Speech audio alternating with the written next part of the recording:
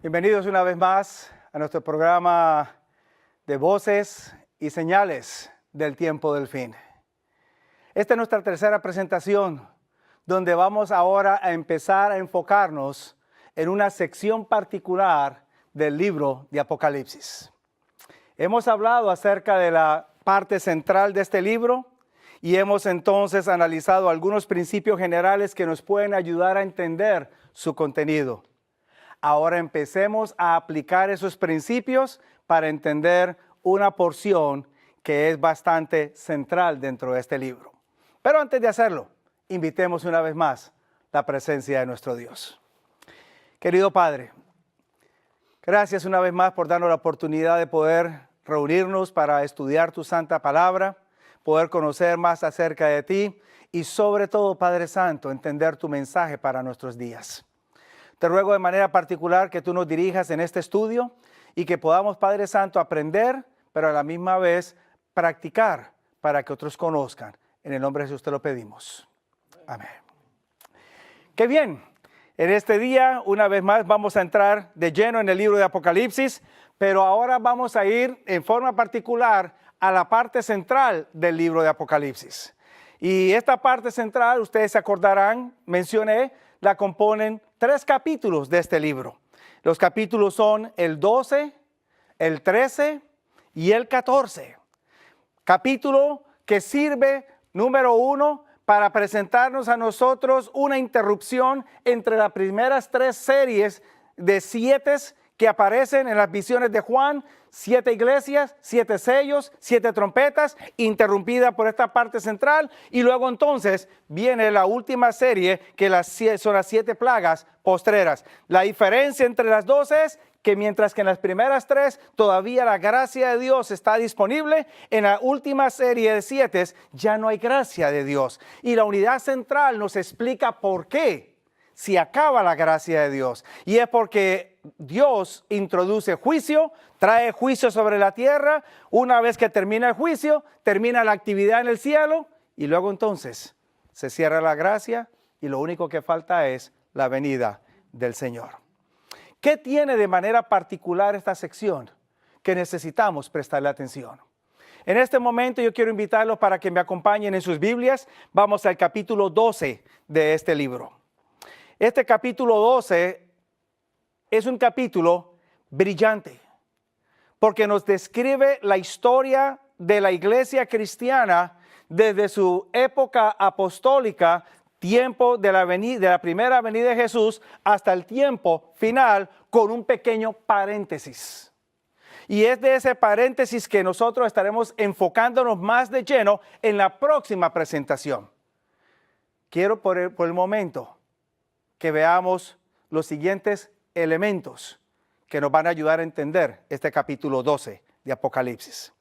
En primer lugar, el capítulo 12 está escrito de una forma bastante interesante. Comienza presentándonos eventos en la tierra, y estos eventos en la tierra se encuentran descritos en el capítulo 12, versículos 1 hasta el 6. Y estos eventos en la tierra tienen como protagonistas a 3 personajes. El primer personaje es una mujer. Segundo personaje es un dragón. Tercer personaje es un hijo varón. Y escribo la misma frase que aparece en el libro de Apocalipsis. 3 personajes o 3 protagonistas en esta primera parte del capítulo 12 de Apocalipsis.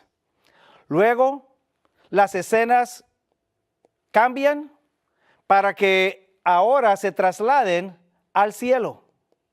Y estas escenas aparecen en el capítulo 12, los versículos 7 hasta el versículo 12.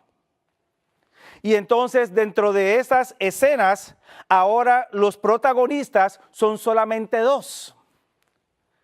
Por un lado está el dragón, del cual ya habíamos hablado, y también está el hijo varón. Esos son los dos protagonistas de esta segunda sección de Apocalipsis, cuyos eventos ocurren allá en el cielo. Luego entonces, la tercera parte de este libro nos vuelve a trasladar a la tierra presentándonos eventos terrenales. Y estos aparecen registrados en el capítulo 12, los versículos 13 hasta el versículo 17. Y entonces, ahora los protagonistas de de esta última porción de Apocalipsis son entonces la mujer y el dragón. Son los protagonistas. Qué interesante. En la primera sección aparecen los tres juntos. En la segunda sección aparecen los últimos dos, el dragón y el hijo. Y en la tercera sección aparecen los primeros dos, la mujer y el dragón. Ahora bien, dentro de ese marco que aparece en el capítulo 12, también es importante prestar atención un poco a cierto lenguaje que aparece escrito en el capítulo 12.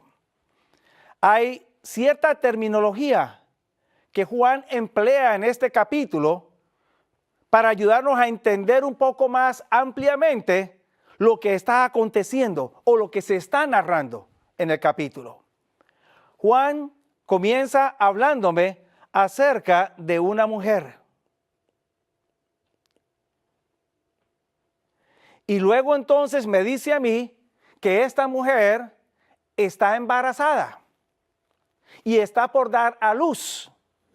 Y luego me dice a mí que lo que da a luz es un hijo varón. Da a luz un hijo varón. No perdamos por alto el uso de esa terminología. Luego me dice a mí que hay un dragón que está pendiente y está listo para devorar al hijo cuando nazca, pero a este dragón se lo describe de una manera particular. Se le llama serpiente antigua. Se le llama serpiente antigua. ¿Qué terminología tan interesante está utilizando Juan allí?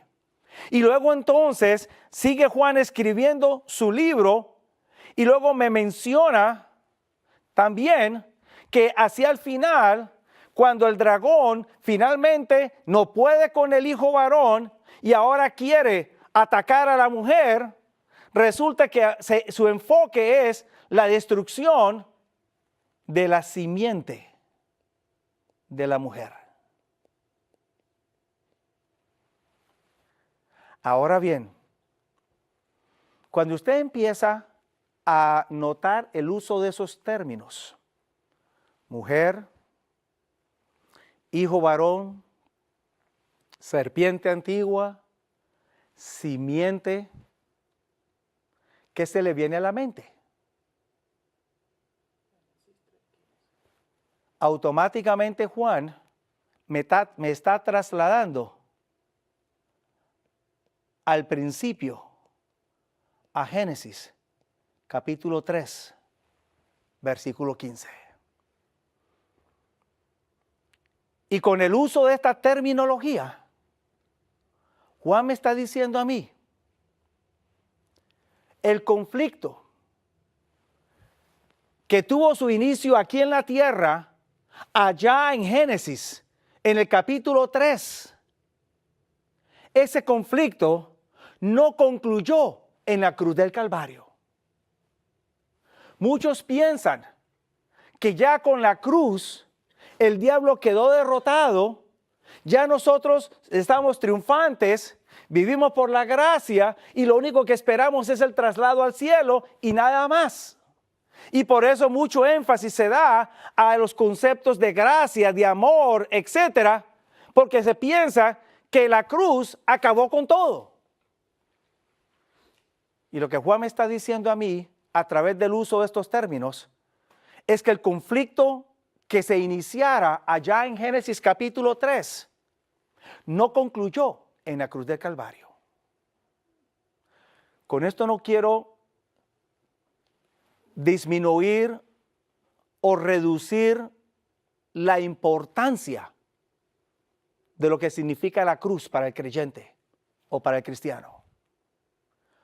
Lo único que quiero mencionar es, la cruz es central porque allí Jesús obtuvo la victoria y nos garantizó a nosotros la oportunidad de poder heredar la vida eterna. Pero allí el diablo no fue destruido. Fue vencido, pero no fue destruido. Porque todavía estamos en la tierra y el diablo sigue tentando y el diablo sigue destruyendo y realizando diferentes tipos de cosas. Y Juan me está diciendo a mí, este conflicto que comienza en Génesis no haya su fin, sino hasta la venida de Cristo Jesús. Ahora bien, dentro de este marco hay un detalle más que Juan me quiere presentar a mí. Y de manera particular tiene que ver con la mujer de Apocalipsis 12. Porque esta mujer de Apocalipsis 12 es descrita con un lenguaje bastante particular. Me dice el capítulo 12 de Apocalipsis que esta mujer está vestida de sol. Me dice que tiene la luna debajo de sus pies. Y me dice que tiene una corona con 12 estrellas. Y cuando usted toma esos tres elementos, inclusive en ese mismo orden, sol, luna, estrellas, ¿qué le recuerda automáticamente? ¿Qué evento le viene a la mente? Ese evento me lleva de regreso una vez más al principio. Génesis capítulo 1, versículos 14. Cuando en el principio Dios, en el cuarto día, hizo el sol, la luna y las estrellas. Ahora bien, ¿qué me quiere decir a mí Juan con esto? Juan me está presentando a mí a una mujer que no es una mujer literal, común y corriente, sino que es una mujer cuyos inicios se extienden desde los comienzos de la historia de esta humanidad, han continuado a través de la historia, introducen a un hijo varón a la tierra y continúan hasta el fin de la historia. Esta mujer no es una mujer literal, es un pueblo, es un movimiento que ha existido a través de la historia y que ha realizado ciertos eventos a través de la historia y que finalmente experimentará su último evento en el tiempo final. Ahora, analicemos a estos componentes.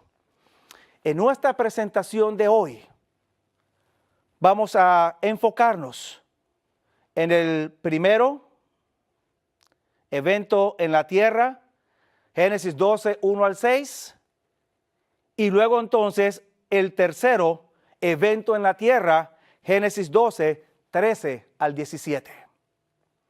El segundo, que está en el centro, ese paréntesis, lo analizaremos en nuestra próxima presentación. Así que desde ahora los invito para que me acompañen en la próxima presentación para poder analizar esa unidad, esa parte central del capítulo 12 del libro de Apocalipsis. Vamos entonces a la primera. Vamos a analizar a este evento que aparece en el capítulo 12, versículos 1 hasta el 6. Y en este evento tenemos entonces, como mencioné, tres protagonistas. La primera es una mujer. Y la característica de esta mujer es bien particular. Y yo quiero que ustedes, por favor, le presten atención a estas características, porque algo va a pasar con esta mujer más adelante que va a introducir aparentemente ciertos cambios. Yo quiero que ustedes entonces le presten atención. El capítulo 12 comienza diciéndome que Juan ve una señal en el cielo. Interesante, es la misma palabra semello con la cual Juan utiliza el capítulo 1, versículo 1, y nos dice a nosotros que este libro va a ser con símbolos o con señales. ¿Ok? Estoy tratando de ayudarles a hacer la conexión. Juan ve una señal grande en el cielo, ve una mujer que está vestida de sol, ve una mujer que tiene la luna debajo de sus pies. Y entonces, perdón, estoy escribiendo un poquito equivocado, tiene la luna. Y entonces me dice a mí que tiene sobre su cabeza una corona con 2 estrellas y está embarazada. Ahora bien, vamos rápidamente a tratar de entender algunos de estos elementos. Les voy a dar quizás algunas referencias para que ustedes las puedan también obtener. De pronto no las vamos a leer todas en honor al tiempo. Comencemos entendiendo el asunto de la vestidura de sol. Cuando hablamos de vestimenta, podemos referirnos, por ejemplo, allá a Apocalipsis, el capítulo 19, cuando Juan me presenta a mí al pueblo de Dios que está vestido con lino limpio, brillante, fino, y ese lino representa, o esa vestimenta representa la justicia de los santos. También si vamos al Antiguo Testamento, como les mencioné en la presentación anterior, el uso de vestimenta en el Antiguo Testamento también representa justicia o justificación, lo cual me indica a mí entonces que esta mujer está vestida de algo. ¿Pero de qué está vestida esta mujer? Y la palabra de Dios me dice a mí que allá en el libro de los Salmos, me dice la palabra del Señor que Dios se presenta como el sol de su pueblo. Así que este sol representa la justicia de Dios. Automáticamente me dice a mí que esta mujer no es cualquier tipo de mujer. Es una mujer que tiene la aprobación de Dios. O está vestida por Dios. La luna es un elemento importante porque la luna le provee a la mujer un sitio donde pararse. Le provee una estabilidad a esta mujer. A diferencia del sol, la luna no tiene luz propia, pero la luna refleja la luz del sol. Luego entonces, esta mujer que está vestida de la luz del sol, la justicia del Señor, está apoyada por un elemento que refleja esa misma luz. Y cuando vamos a la Escritura, y les presento a ustedes en la Escritura, y de pronto les voy a dar algunos pasajes bíblicos para que ustedes los tengan en sus mentes o los quieran anotar. Les mencioné el Salmo 84, versículo 11. Me habla a mí acerca de Dios como nuestro sol. Isaías 60, 19 y 20 me habla de Dios como nuestro sol. Hay otros pasajes más que también me muestran lo mismo cuando se trata de la luna. Vamos nosotros a notar que la luna tiene sus características, porque es entre el sol y la luna que ahora la mujer puede tener un sendero por donde andar. Y este mismo sendero es el que nos provee a cada uno de nosotros las sagradas escrituras. Y por eso usted lea ya en el Salmo 119, 105, lámpara es a mis pies tu palabra y lumbrera a mi camino. En otras palabras, los pies andan porque son iluminados. Tienen un soporte que les presenta su camino. El mismo Pedro, en su segunda carta, capítulo 1, versículo 19, me dice a mí que tenemos la revelación de Dios más segura, que trabaja como una antorcha que alumbra en un lugar oscuro hasta que el lucero de la mañana aparezca.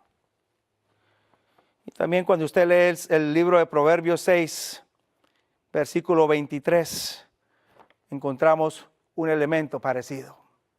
Ahora, noten ustedes algo en cuanto a estos dos primeros, la luna y el sol.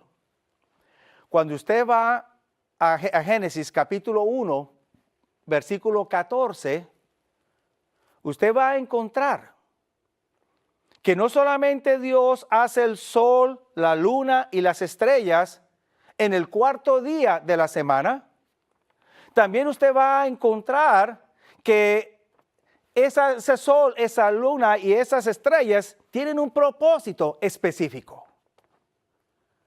Y el propósito es para separar no solo el día de la noche, sino también para hacer distinción en cuanto a los días, en cuanto a las temporadas, los tiempos y aún las estaciones. Hacen una obra de separación o hacen una obra de distinción. Y cuando vemos que esta mujer está vestida de sol y tiene la luna debajo de sus pies, entendemos entonces que esta mujer también tiene un propósito específico. No solamente está vestida o recibe aprobación divina, tiene un propósito específico sobre la tierra a través de todas las épocas, y ese propósito específico es de proveer una distinción entre la luz y las tinieblas, entre lo correcto y lo correcto, entre el pueblo de Dios y lo que no es pueblo de Dios. Y por eso es que el diablo tiene problemas con esta mujer. Cuando vamos a la tercera característica, la mujer tiene una corona. Y esta corona tiene 12 estrellas. Pero hay algo particular en cuanto a esta corona. Porque en el idioma original en el que se escribió el libro de Apocalipsis y el Nuevo Testamento, hay dos términos que se emplean y que se traducen por corona. Uno es el término Estéfanos, de donde se deriva el nombre Esteban o Stephen en inglés.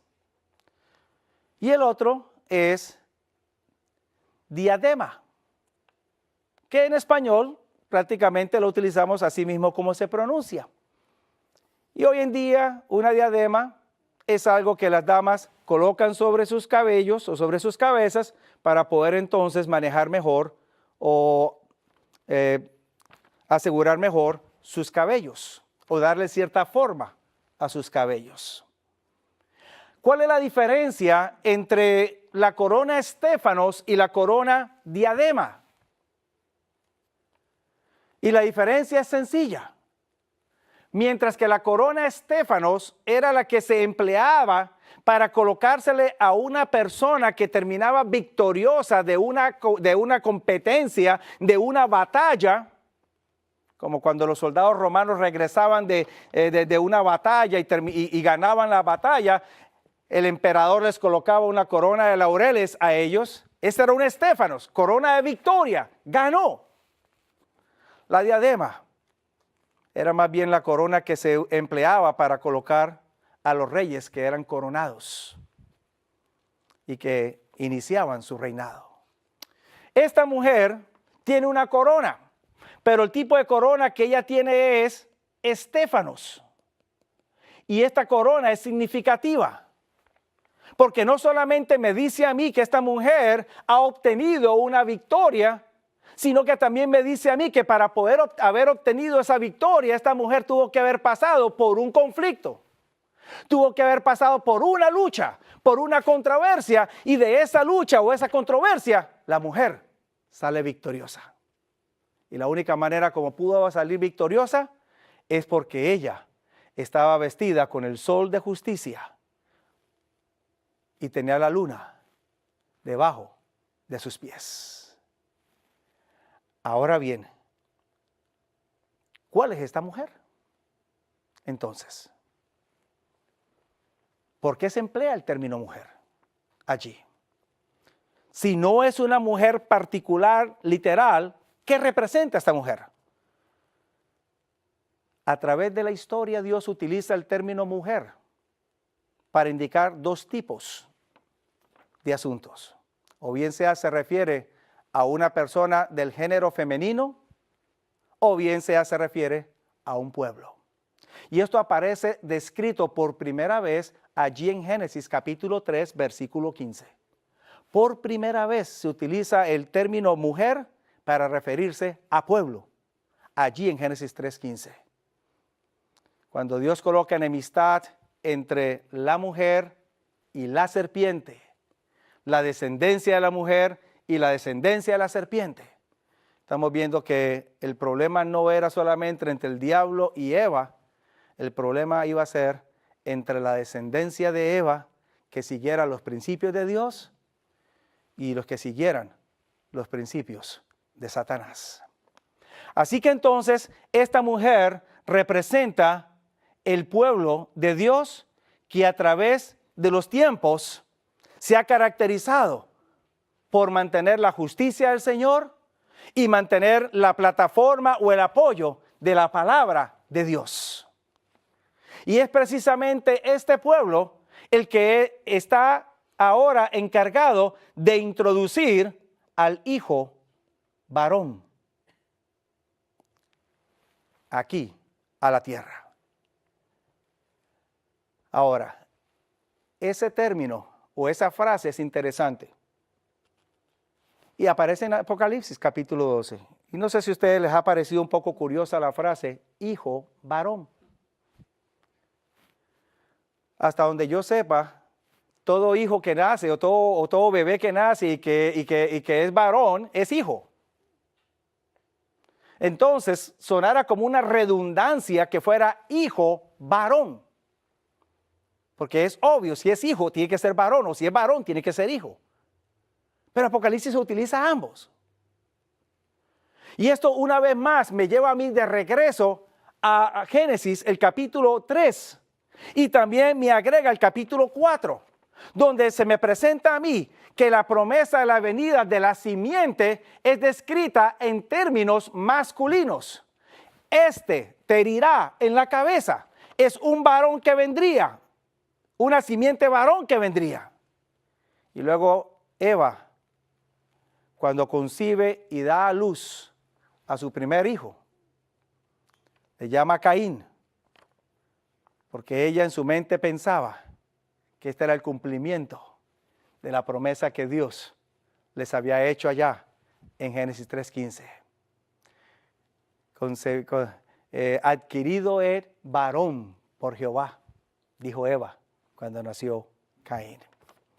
Así que entonces esta mujer se encarga de introducir al Redentor del mundo aquí en la tierra, a Cristo Jesús. Es la iglesia del Señor a través del tiempo que introduce al Mesías al mundo. Pero esta mujer no puede introducir al Mesías al mundo sencillamente o en forma fácil, porque me dice a mí el capítulo 12 y el versículo 2 que esta mujer era atormentada para dar a luz. Y la pregunta que surge es, ¿atormentada por quién? Y el único otro personaje que está atormentando o que aparece como protagonista en la historia es el dragón que se para enfrente de la mujer. Así que me da a mí a entender entonces que el que atormenta es el dragón, porque aparentemente el hijo varón es un problema o una amenaza para el dragón, y el dragón no le conviene que nazca y trata de impedir que el Mesías llegue al mundo. Y cuando usted va al Antiguo Testamento y lee las historias del Antiguo Testamento, usted va a encontrar que vez tras vez el diablo trató de impedir que el Mesías llegara aquí a la tierra. Por ejemplo, cuando mezcló la descendencia de Set con la descendencia de Caín, y el resultado fue un diluvio. Hubo corrupción en la tierra y entonces Dios envió un diluvio. ¿Por qué él mezcló las dos generaciones o descendencias, la de Set y la de Caín? Para que se corrompieran y evitaran que el Mesías llegara al mundo. ¿Por qué Dios le dice a Josué que cuando entrara a conquistar la tierra prometida, matara viejos, mujeres, hombres y niños? No dejara a ninguno allí. Y algunos teólogos han tomado eso como que Dios es un Dios carnicero o un Dios destructivo. No entienden por qué Dios está dando ese mandato. Hasta cuando entonces usted empieza a leer que Josué e Israel desobedecen el mandato de Dios, permiten que naciones cananeas queden en la tierra, y el resultado más tarde, ¿cuál es? Hay mezcla de la simiente de Israel con la simiente de las otras naciones. ¿Y cuál es el resultado? Corrupción. Ahora, noten ustedes algo que yo quiero presentarles a ustedes. A través de esta corrupción, no es que el diablo ha logrado que el pueblo se paganice tanto hasta el punto que rechace a Dios. Lo que el diablo ha hecho simplemente es mezclar dos creencias, formar una tercera creencia para que el pueblo entonces no distinga entre la verdad y el error. Les doy un ejemplo.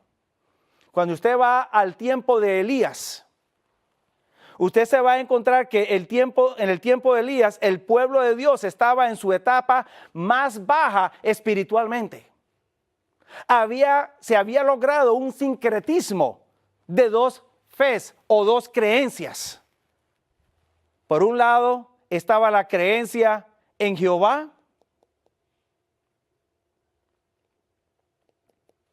y por otro lado estaba la creencia en Baal. El diablo no sabe más por viejo que por diablo. El diablo no iba a llevar a Israel a rechazar completamente a Dios, pero el diablo le iba a mezclar las dos. Ahora, ¿cómo las mezcló? De la siguiente manera. La fe en Jehová pedía sangre y pedía sacrificio. La fe en Baal pedía sangre y también pedía sacrificio. Por eso es que usted ve que en el Antiguo Testamento habían sacrificios humanos. Y usted ve que los profetas de Baal se cortaban el cuerpo para sacar sangre. Entonces, un israelita en el tiempo de Elías veía: Jehová pide sangre, pide sacrificio; Baal pide sangre, pide sacrificio. ¿Cuál es el problema? ¿Qué hay de malo con seguir la postura de Baal o seguir la postura de Jehová? No hay ningún problema, porque veían similitudes. Ahora, ¿cuál fue la diferencia? ¿O dónde radicaba la diferencia? La diferencia radicaba era en la fuente de la sangre y el sacrificio. Mientras que la fuente de la sangre y el sacrificio por parte de la fe de Jehová era el mismo Dios. Dios era el que vendría a morir y derramar su sangre.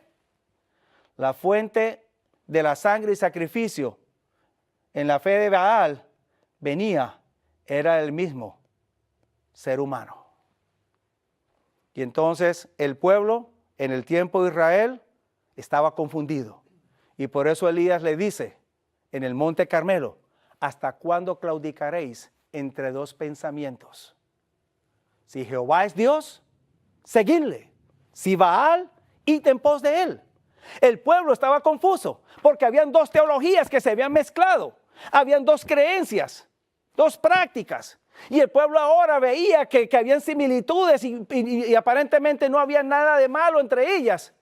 Y no lograban entender que dentro de ese sincretismo, lo único que el diablo estaba haciendo era creando cierta desviación para que en lugar de poner la confianza en la sangre de Dios, pusieran la confianza en las obras del ser humano.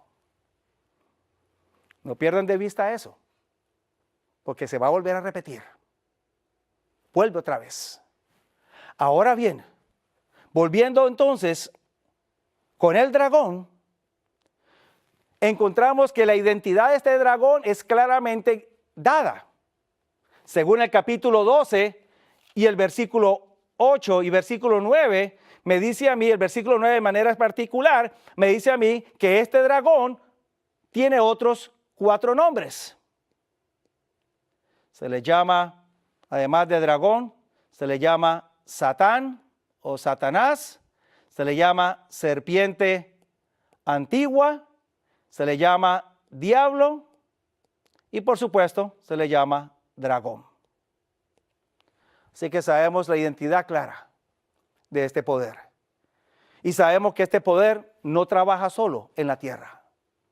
Porque a la misma vez este poder aparece descrito como teniendo 7 cabezas y teniendo 10 cuernos con 10 coronas.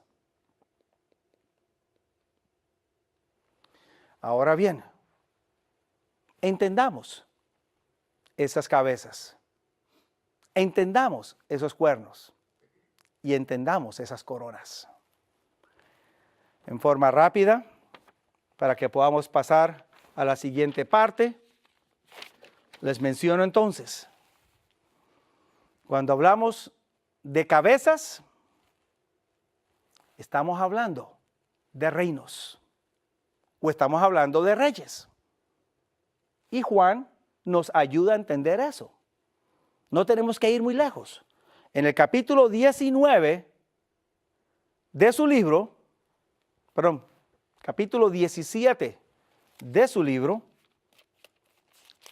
o libro de Apocalipsis, hacia el final del capítulo 17, me está hablando a mí que estas coronas representan reyes, estas cabezas representan reyes. Hacia el final del capítulo 17 me aparecen estas cabezas. Y luego entonces, a partir del versículo 16, me dice a mí que estos cuernos representan reyes. O sea que el diablo trabaja a través de reinos y el diablo trabaja a través de reyes.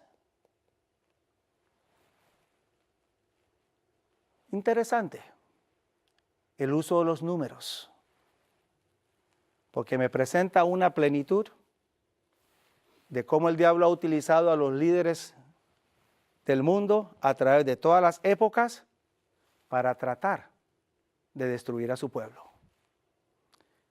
No solamente utilizó reyes paganos como Nabucodonosor, Ciro, el rey de Egipto, etcétera, también utilizó a los mismos reyes de Israel. Acab fue uno de ellos, etcétera. Así que él utiliza los líderes mundiales.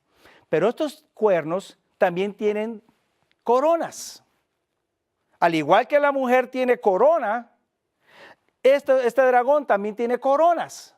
Pero lo interesante es que las coronas que tiene este dragón ya no son estéfanos, no son coronas de victoria. Ahora son diademas, coronas de realeza. Lo cual me indica a mí, o me confirma, que la obra del diablo es a través de estos reyes terrenales.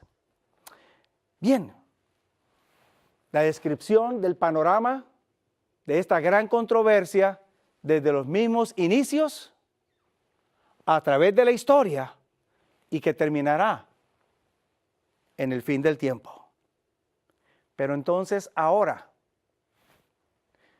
después de que me describen a esta mujer y a este dragón, todavía queda un tercer personaje.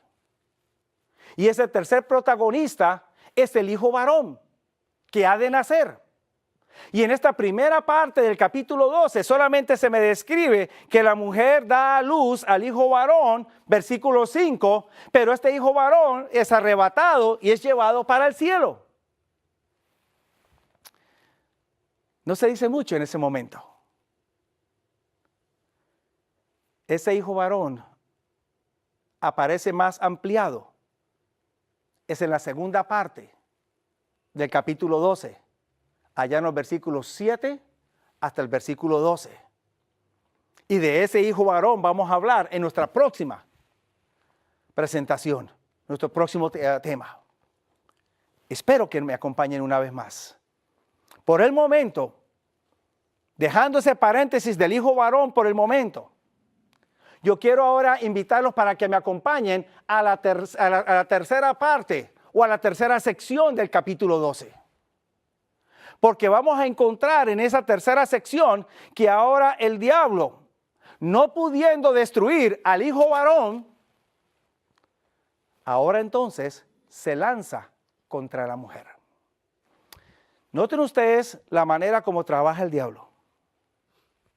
En esta primera parte, cuando la mujer está embarazada, el texto bíblico me dice en el versículo 2 o 3, que este dragón bermejo se para delante de la mujer, pero no la ataca.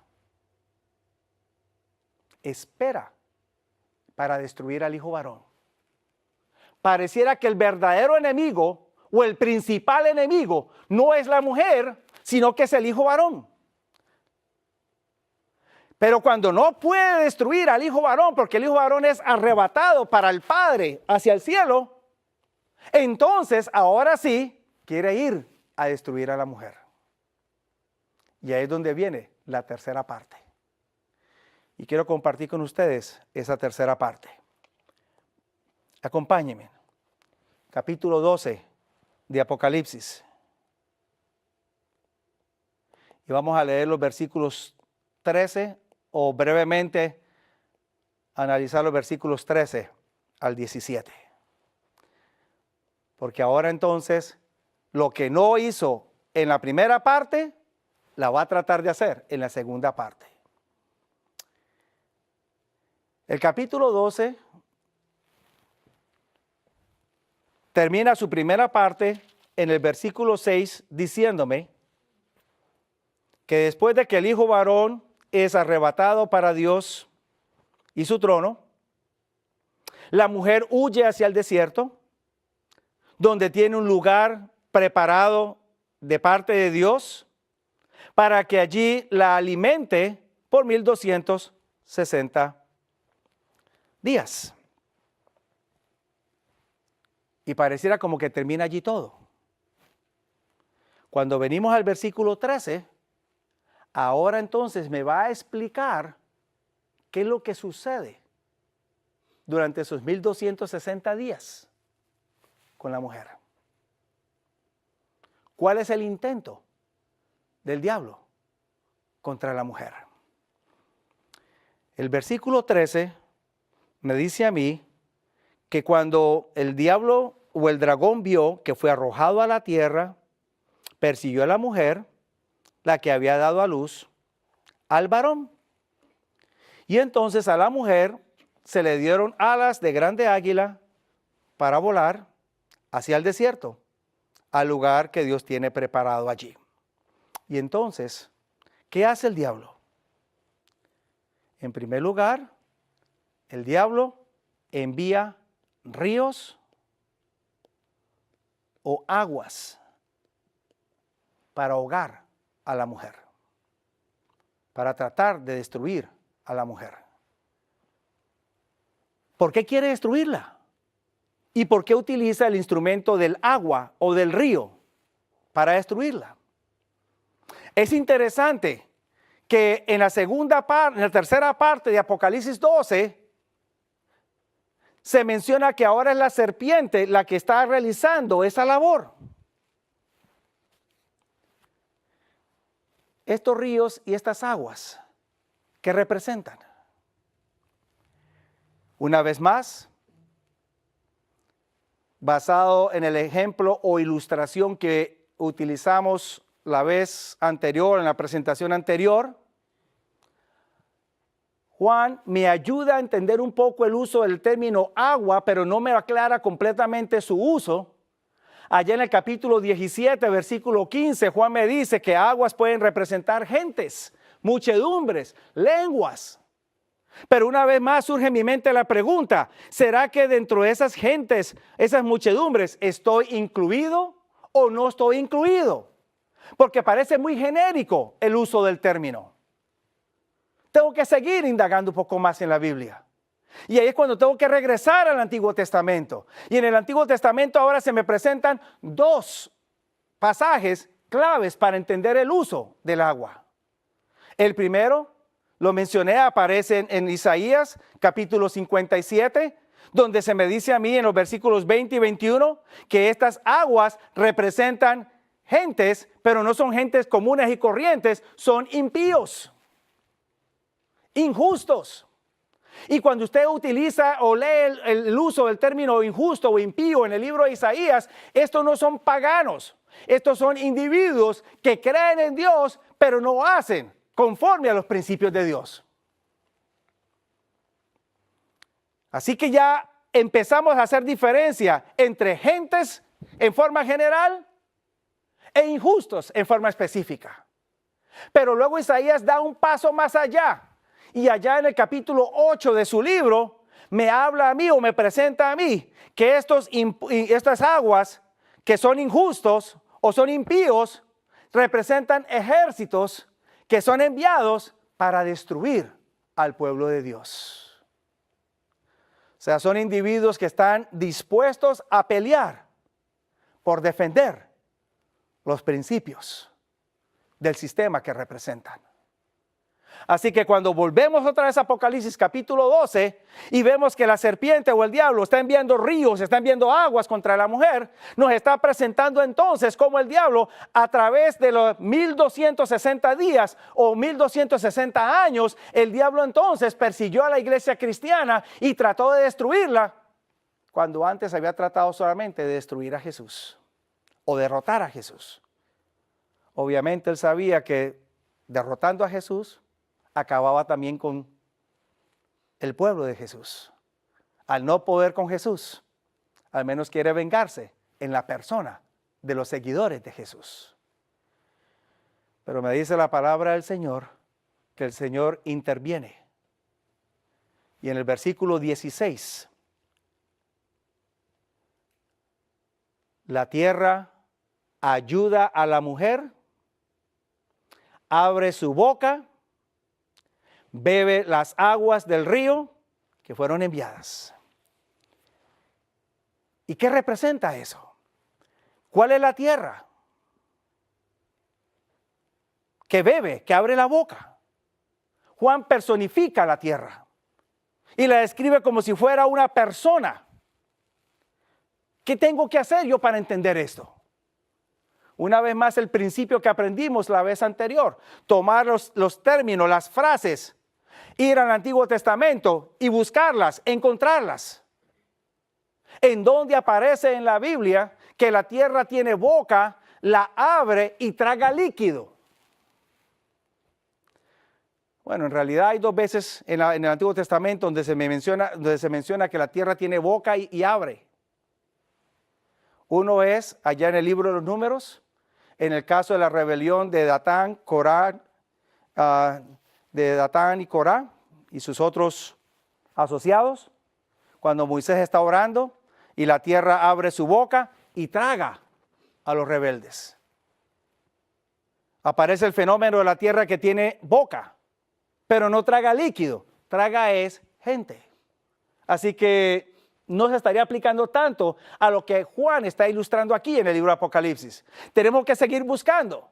Y la única otra ocasión donde usted encuentra que la tierra tiene boca y la abre y traga líquido, aparece en Génesis capítulo 4. Versículos 8 y 9. Está en el contexto de Caín, que se levanta y mata a su hermano Abel. Y luego Dios le pregunta a Caín, ¿dónde está tu hermano? La respuesta es obvia. Dios sabía dónde estaba su hermano. Dios sabía lo que había pasado. Sin embargo, Dios le pregunta a Caín para darle la oportunidad a él de que reconozca, confiese y se arrepienta. Sin embargo, la respuesta de Caín es, ¿soy acaso guarda de mi hermano? Y entonces Dios en ese momento le dice a Caín, yo sé dónde está tu hermano. La sangre de tu hermano clama a mí desde la tierra. Estoy parafraseando Génesis capítulo 4, versículos 8 y 9. Y luego entonces el Señor le dice a Caín, maldita la tierra de ti, que abrió su boca para tragar la sangre de tu hermano Abel. La tierra tiene boca y traga líquido, pero está conectada a la tierra con la sangre de un justo. Ese mismo o esa idea similar reaparece otra vez allá con Jesús en Mateo, en el capítulo 23, cuando le dice a los fariseos dentro de los ayes que sobre ellos vendrán todos los pecados que se cometieron y todos los asesinatos que se cometieron desde el principio hasta la muerte de Zacarías, cuya sangre fue derramada sobre la tierra y murió entre el altar y el templo. Y cuando usted va a Hebreos, en el capítulo 10, se describe la muerte de Jesús, cuya sangre también es derramada sobre la tierra. Lo cual le empieza a usted a conectar a la tierra con pueblo justo. La tierra con pueblo que refleja la justicia de Dios o que está tratando de reflejar la justicia de Dios. Así que esta tierra no es un enemigo en el capítulo 12. Esta tierra es alguien que reflejando principios de Dios ayuda, protege a la iglesia. Pero desafortunadamente algo pasa con la tierra. Y en el capítulo 13 usted va a encontrar que ahora la tierra ya no es amiga del pueblo de Dios. Ahora la tierra es enemiga del pueblo de Dios, porque de la tierra surge una segunda bestia. Y esa segunda bestia eventualmente también ataca al pueblo de Dios. Así que la tierra que antes ayuda en el capítulo 12, ahora se levanta contra el pueblo de Dios. Y quiero de manera particular en los minutos que me quedan enfocar su atención en el último versículo del capítulo 12, el versículo 17. Porque este versículo me va a ayudar a entender un poco más ampliamente la condición del pueblo de Dios en estos tiempos finales. Porque ahora Juan en un solo versículo, el 17, me va a mí a proyectar hacia el tiempo final. Allá me dice el verso 17, y el dragón fue airado sobre la mujer o contra la mujer, y se fue a hacer guerra o a batallar con los otros de la simiente de ella, los que están guardando los mandamientos de Dios y están sosteniendo o teniendo el testimonio de Jesús. Ahora, yo quiero que ustedes noten algo. Hay un pequeño fenómeno que aparece aquí. En la primera parte de Apocalipsis, versículos 1 al 6, el diablo o el dragón no ataca a la mujer, la atormenta, pero el verdadero objetivo es destruir al hijo que ella traía en su vientre. En la tercera parte de Apocalipsis, versículos 13 al 16, ahora el diablo directamente ataca a la mujer y la quiere destruir, pero no puede. Cuando vamos al versículo 17, vamos a encontrar que una vez más el diablo no ataca a la mujer. ¿Qué ha pasado? Leamos el versículo una vez más. Y el dragón se fue airado sobre la mujer o contra la mujer. Se airó contra ella. Pero ¿contra quién fue la batalla? ¿Contra quién fue la guerra?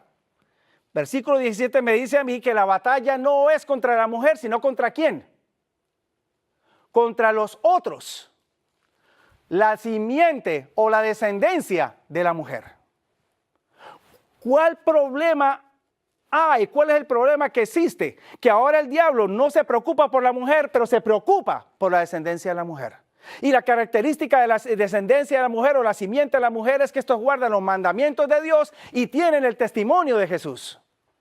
Aparentemente la mujer no tiene esas dos características, la simiente sí las tiene. Aparentemente ha habido un cambio entre la mujer inicial y la mujer que aparece en el versículo 17. La mujer inicial representaba una amenaza, la mujer al final del tiempo ya no representa una amenaza, no la persigue más. Ahora la persecución o el ataque es contra los que guardan los mandamientos de Dios y tienen el testimonio de Jesús. Dos razones. En primer lugar, la mujer en el tiempo final ha experimentado cambios y ya no guarda los mandamientos de Dios. La mujer representa ese grupo que cree que los mandamientos fueron clavados en la cruz, no hay que observarlos más. Y esa mujer reaparece en el capítulo 17 de Apocalipsis, descrita como una grande ramera. De esa mujer ha salido la simiente que guarda los mandamientos de Dios y tiene el testimonio de Jesús, la misma característica del pueblo de Dios en el Antiguo Testamento. Isaías 14:20 me dice, Isaías 8:20, a la ley y al testimonio. Si no hablaran conforme a esto, es porque no les ha amanecido. Dios me los bendiga a cada uno de ustedes. Y Dios los continúe dirigiendo y sosteniendo en todo momento. Dios me los bendiga.